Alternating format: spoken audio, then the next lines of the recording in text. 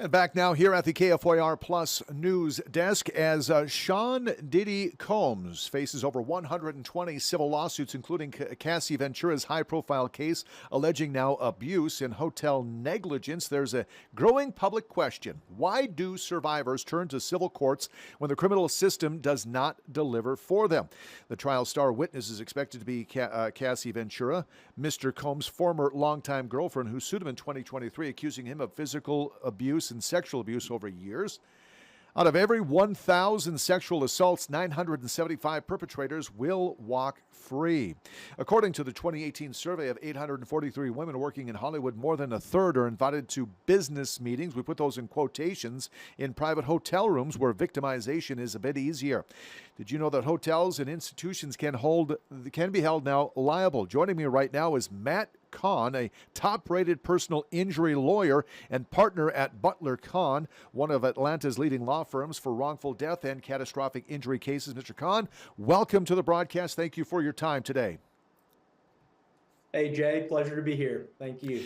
Let's jump right to it, sir. Why do survivors often pursue civil justice over criminal charges? Sure. So, with civil litigation, the survivor has more control over the litigation. They get to choose what witnesses are called, what evidence is put on, and really, because you can't go back in time and undo what happened, money is how we solve these problems. And the civil litigation system offers a method to compensate victims, whereas criminal case just doesn't provide that compensation. What are the key differences between pursuing a case in civil court versus a criminal court for those that may not fully understand? Sure. So I think the biggest difference is really the burden of proof, which is what the party bringing the charge or claim has to prove in order to succeed at the case.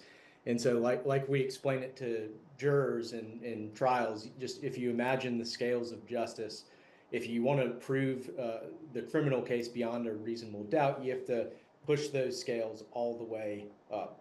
Whereas with a civil case, the standard is a preponderance of the evidence, which means if you tip the scale just a little bit in the plaintiff's favor or the victim's favor, then the jury has to find in the victim's favor. And so it's a more favorable burden of proof and a good way of seeking justice for victims.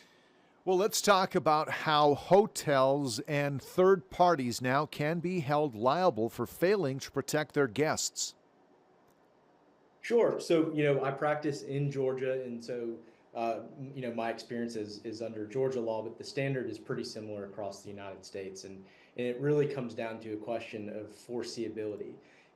Does the hotel or business owner know about a risk and then fail to take, preventative measures to protect its guests from those risks? And if you can show that, then in most states you can hold the business owner accountable for third-party crime or, for anything else that happens on the premises. Okay, so what legal responsibilities do hotels have in preventing and even addressing abuse on their premise? Sure. So it's really just a question of what they know. And so, you sort of tying it back into the Diddy case, one of the big allegations in that case is that there was security footage at one of the hotels that captured some abuse. And so once a business or hotel knows about some sort of risk, here it would be the abuse, then they have a duty to make sure that they do something to protect their customers from that abuse. Now, the statute of limitations has long passed for this particular case, but if a hotel knows that a guest is in danger, then they have to take steps to protect that guest from that danger. Okay, can you elaborate on the concept of institutional accountability in cases of abuse with celebrities? Sure. Yeah. So, when people think of sexual abuse cases, they typically think of an individual, but the Diddy case really highlights how, there could be organizations complicit in the abuse. Here, Sean Combs used his business enterprise to sort of facilitate all of the alleged sex trafficking. A lot of times we have cases against hotels where, they have policies and procedures in place, and they either don't follow those policies and procedures or do a negligent job of enforcing them. And to illustrate that, we recently had a case with an employee at a hotel who had key card access to every guest's rooms, and he used that key card to rape a 13-year-old girl. And had the hotel done adequate background checks, they would have seen that he had a history of statutory rape and other sexual, related charges. So it's important to hold these institutions accountable and make sure that they're looking out for the people that they're serving. So, with something like that, obviously the perpetrator is getting jail time, but as far as the hotel, would the manager, owner, would that be a criminal charge, or would that just be, again, a civil charge?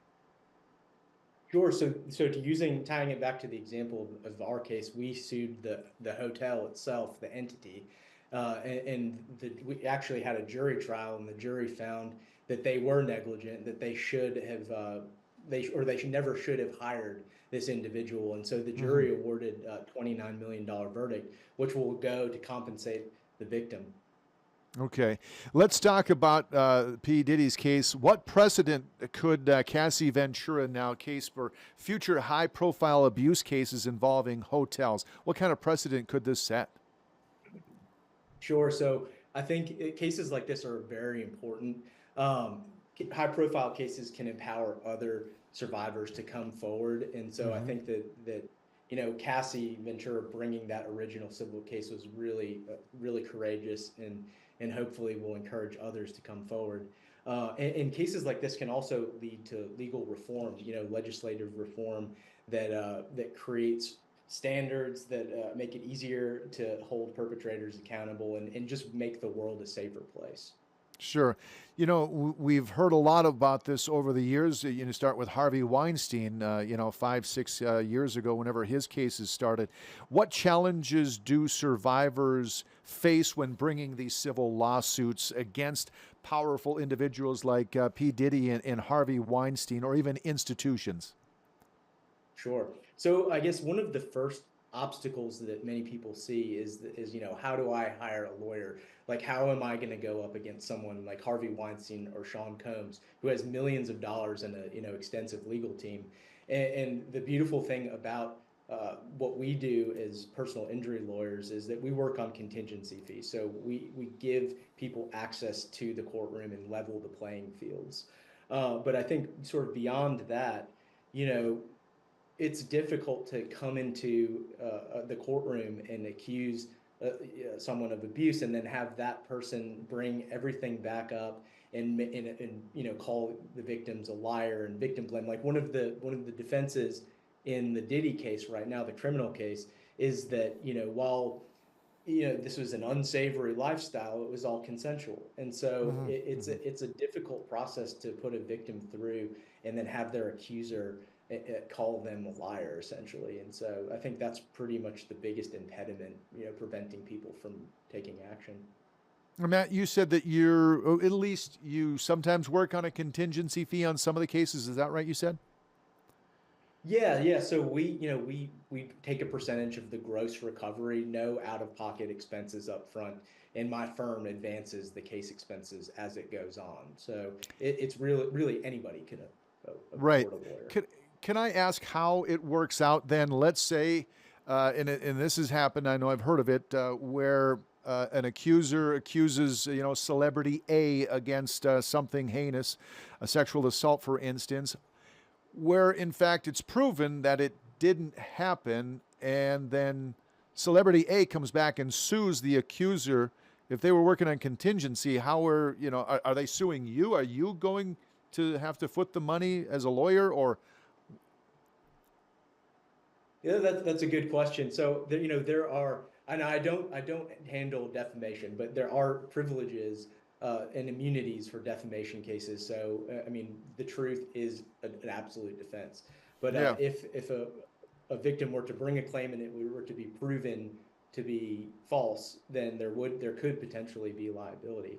But as a lawyer working on a contingency fee, we put in good groundwork. We do an investigation, and we only take cases that we believe in. How can civil lawsuits, Matt, influence industry policies? Sure. So I think, a lot of high-powered individuals and companies think that they can get away with anything, and if they get caught, they just pay some money. But really, the civil justice system allows victims to hold powerful accountable. And so, I think of my law partner's father just tried a case against Ford and got I think a $1.7 billion punitive damages award. And so, $1.7 billion is a statement from the citizens of Georgia that this powerful company is doing something wrong, and they can't do that. And so I think the civil justice system gives a voice to the people to hold companies accountable. And then when you see a result like that, you see systemic changes. And so, the hope is that Ford will make safer vehicles now. In a hotel case, if there's a big judgment, hopefully that hotel will take different precautions to keep their guests safe. The goal is just to make the world a safer place. What advice would you give to survivors considering civil litigation as a path to justice? Sure. Well, first of all, anyone that has experienced sexual abuse, I'm sorry, that's horrible. But I think if you want to bring the claim, that's the first decision you got to make. But talk to a lawyer. There are laws in many states. Typically there's a 1 to 2 year statute of limitations on claims like that. But a lot of state legislators have enacted reforms that extend that period or toll that period. So, if you've experienced something, and even if it was a long time ago, it's worth talking to a lawyer and seeing if you can hold someone accountable or an organization accountable. Your voice could empower someone else to bring that claim and could result in real systemic change. What message would you like to leave our audience regarding the importance of pursuing justice through civil litigation? Sure. I mean, my opinion is probably a little biased because this is how I make a living, but I think that the civil justice system is the most important way that private citizens can implement change. People always, wonder, what can I do to change some problem? And civil litigation provides a platform for just any person to do that. And I think that's really cool and exciting, and it's a pleasure to do it. Matt Kahn, thank you so much for your valuable insight on this very important matter. We sure appreciate it today. Thanks for having me, Jay. Absolutely. Have a great day. All right, 15 now past the hour. Let's take our first break. We'll be right back here on KFYR Plus.